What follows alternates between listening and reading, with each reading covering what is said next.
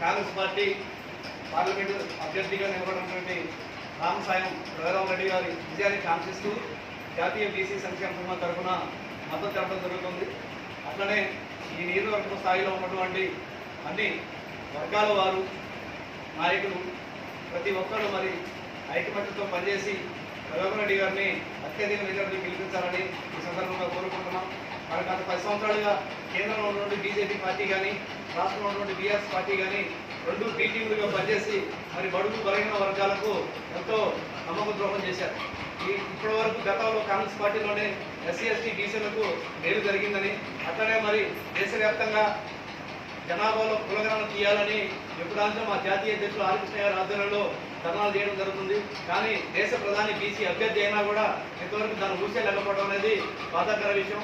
అట్లనే మరి ఇప్పటి వరకు మరి మా జాతీయ అధ్యక్షులు ఆర్ కృష్ణ గారి ఆధ్వర్యంలో ఢిల్లీ స్థాయిలో ఎన్నో జంతరమంతర ధర్నాలు చేయడం జరిగింది.